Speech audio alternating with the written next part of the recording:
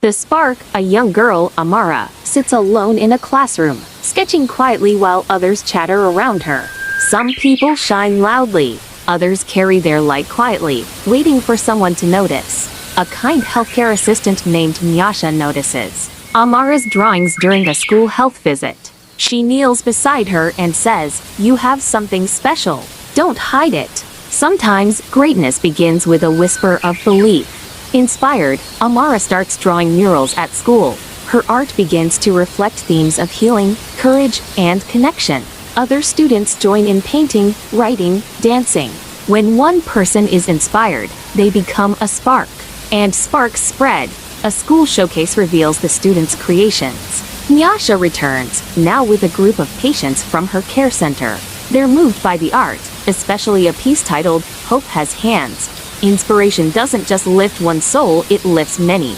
Across generations, across hearts. Years later, Amara, now a young adult, stands in front of a new mural at a hospital. Nyasha, older now, watches proudly. The most important thing is not to be great alone.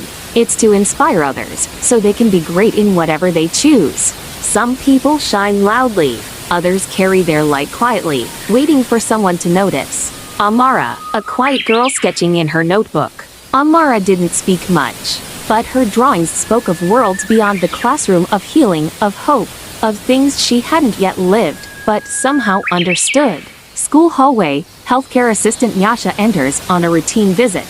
Nyasha, a healthcare assistant with a heart full of stories, noticed the quiet girl in the corner. Nyasha kneels beside Amara, admiring her sketch. Nyasha, gentle, smiling. "You have something special? Don't hide it. The world needs your light." Sometimes, greatness begins with a whisper of belief. Amara began to paint.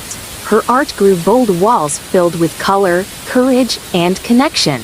And slowly, others joined her. A dancer, a poet, a boy who built sculptures from scrap.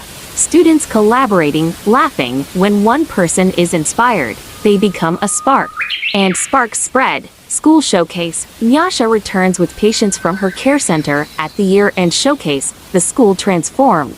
Art lined every hallway. Music filled the air. And Nyasha returned not alone, but with those she cared for.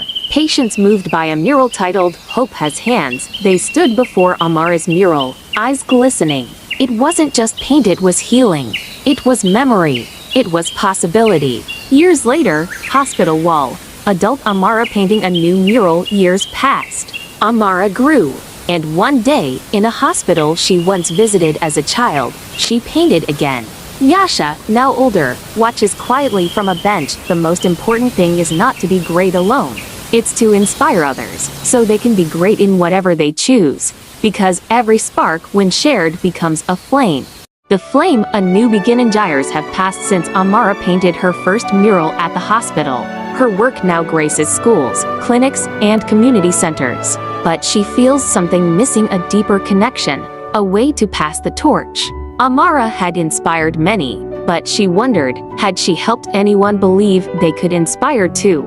Enter Zuri, the listener. Zuri, a 10-year-old girl with a quiet presence and a love for stories, visits the hospital with her grandmother. She's drawn to Amara's mural, lingering in front of it while others pass by. Zuri didn't speak much, but she listened deeply to colors, to silence, to the stories that lived in brushstrokes. Amara notices her and kneels beside her, just as Nyasha once did for her.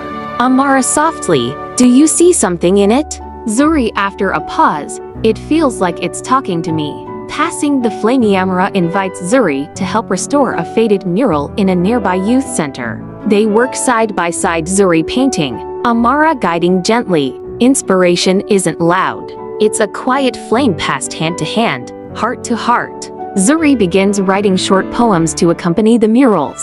Her words speak of courage, of invisible strength, of dreams that bloom in silence. The circle with Zuri's poems are shared at a community event.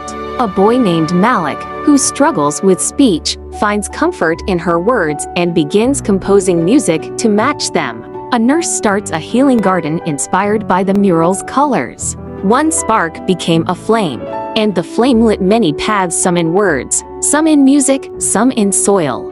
Legacy in motion. Amara watches from a distance as Zuri leads a group of children in painting a new mural. She smiles, placing her old sketchbook in a box labeled "For the Next Dreamer." The most important thing is not just to inspire, it's to awaken the belief that they can inspire too. The flame lives on. Music fades with soft piano and distant laughter.